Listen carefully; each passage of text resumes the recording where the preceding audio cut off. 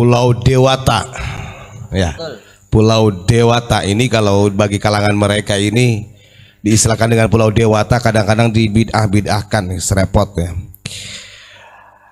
Untuk pertanyaan tadi dari Kang Lutfi Haikal, sebelum nanti saya jawab, begini, saya ingin menjelaskan bahwa dari sekian banyak tempat penjarahan wali yang sudah masyhur itu ada Wali Songo.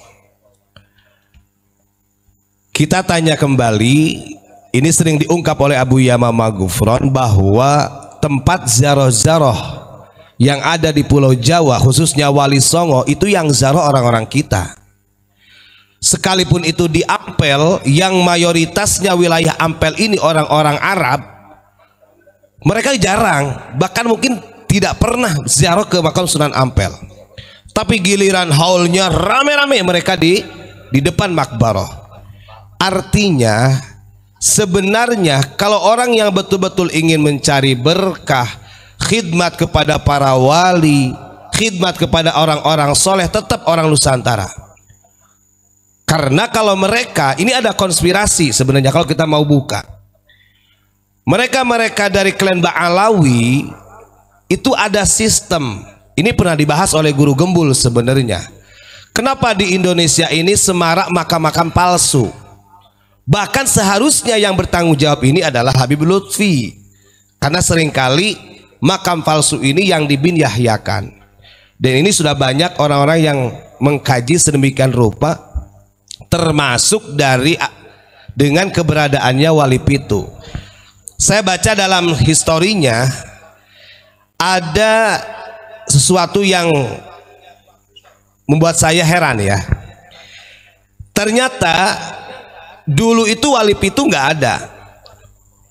Masyarakat Nusantara mengenal istilah Wali Pitu ini di tahun 2000 awal. Karena di tahun 1990 ini ada seorang Habib yang bernama Habib Thayyib Zain Arifin Assegaf. Dia mengetahui dari 7 Wali Pitu ini melalui perjalanan ruhaninya, entah itu lewat mimpi atau secara ruhaniyahnya gitu kan. Bahkan pengakuannya ini kata Habib Thayyib Zain Arifin Assegaf ini, beliau diberitahu nama-namanya juga. Walaupun kalau kita tahu dari Wali Pitu ini justru yang orang kitanya cuma 3 kayaknya Gus ya, sisanya Habib. Ini pernah dibahas sebenarnya.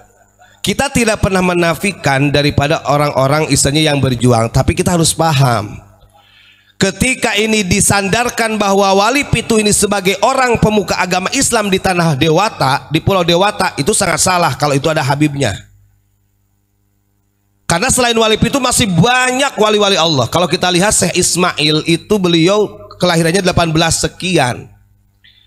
Makanya saya sampaikan yang menjadi alasan salah satu kenapa kita sampai ke Pulau Dewata ini, kita ingin menapaktilasi daripada salah satu mursyid Thariqah Qadiriyah wa Naqsabandiyah dari muridnya Syekh Ahmad Khatib Sambas yang bernama Syekh Ismail bin Abdurrahim.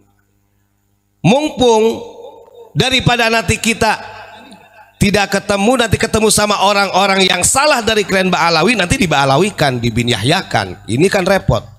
Ini akan menjadi pembodohan umat kembali. Na'udzubillahi min dzalik. Ingat ya, istilah Wali Pitu ini diawalinya ini adalah seorang Habib Thayyib bin Zain namanya ya, Habib Thayyib Zain Arifin Assegaf, dan dia mendapatkan istilah Wali Pitu berikut nama-namanya melalui perjalanan ruhani. Walaupun di dalam narasi ini saya menemukan secara fakta historis sejarah itu belum ada yang istilahnya secara observasi lah, mereka belum ada yang menemukan info yang betul-betul akurat. Karena ini sudah menjadi wisata religi, maka orang berbondong-bondong untuk mencari berkah di Wali Pitu. Begitu ya, saya nggak begitu ingin komentar lebih luas tentang itu. Yang jelas yang harus saya sampaikan, jangankan Wali Pitu, termasuk Wali Songo dan wali-wali yang lainnya, contoh seperti di Labuan, itu berapa banyak ketika kita bersama Abu Yamamah Ghufron di Labuan itu ada makom yang dijadikan Habib juga di sana. Ini ada grand descent dari klan Ba'alawi yang menjadi bisnisnya mereka, yaitu mau disadari ataupun tidak, diakui ataupun tidak. Kita sering disindir oleh Abu Yamamah Ghufron. Kalau benar mereka mencintai wali-wali Allah, wali song wabil khususnya, mau nggak jarah mereka? Nggak mau mereka. Sekarang coba lihat yang berbondong-bondong zarah ke wali pitu, ada gak para habaib? Nggak ada. Sementara makom para habaibnya ditongkrongkan, yang zarah orang-orang kita. Secara akidah, secara pribadi, nih ngapunten, kadang-kadang mereka mengelak, loh kami ini orang Ahlussunnah wal Jamaah, kami punya kedekatan dengan Nahdlatul Ulama, tapi urusan masalah zarah dan lain sebagainya, hal ihwal, kemudian fi'liyah, amaliyah daripada Nahdlatul Ulama banyak yang mereka tentang. Sementara kalau kita lihat yang sangat bertentangan dengan Nahdlatul Ulama itu ada dua di kita itu. Kalau Muhammadiyah nggak terlalu, Syiah sama Wahabi. Artinya ini ada indikasi lah. Secara pribadinya mereka nggak senang dengan masalah ziarah. Karena mereka sudah ada di Indonesia, akhirnya pura-pura senang. Itu mau disadari ataupun tidak, gitu ya. Makanya kalau menurut kami ya, ketika ada orang yang mengatakan Habib A, Habib C yang ada di Bali ini sebagai penyebar Islam di Bali, saya katakan sangat salah. Masih banyak ulama-ulama kita, wali-wali Allah yang memang asli terah Nusantara.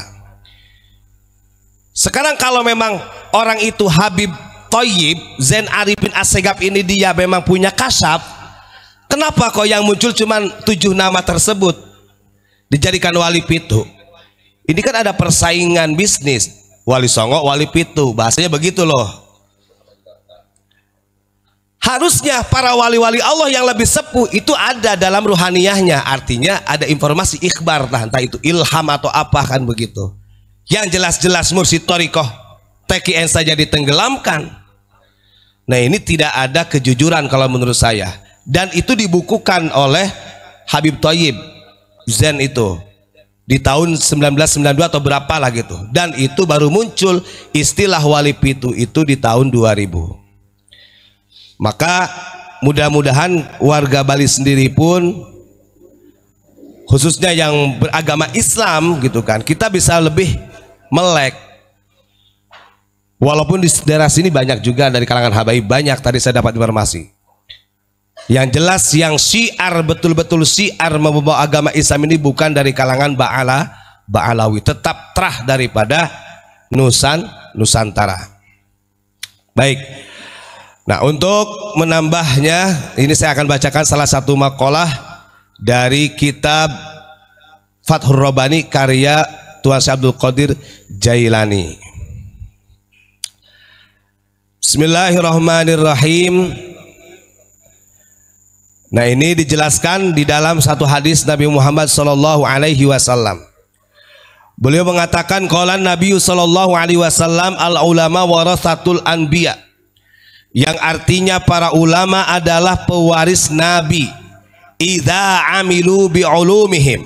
Satu konteksnya, ketika ulama ini dikatakan pewaris, menurut Tuan Syekh Abdul Qadir Jailani tidak semua orang yang berilmu bisa dikatakan pewaris Nabi, apalagi Habib.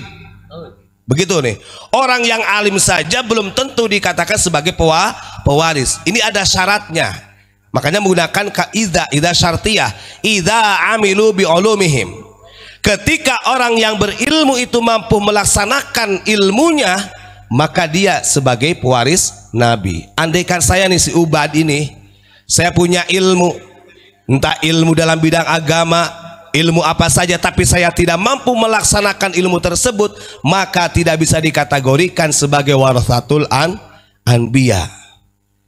Nah ini kan berkaitan, dan kan berkaitan dengan orang yang mengatakan kalau Habib yang bodoh dia tetap lebih mulia daripada ulama amilin. Nah ini udah sangat salah. Orang ulama saja yang tidak mampu mengamalkan ilmu dia bukan pewaris Nabi kok.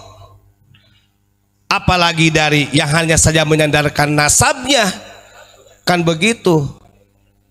Nah ini akan membahayakan umat. Satu itu, kanu khulafaul anbiya wa warathuhum wa niyabuhum wa warathihum wa niyabuhum wa warathahum ya.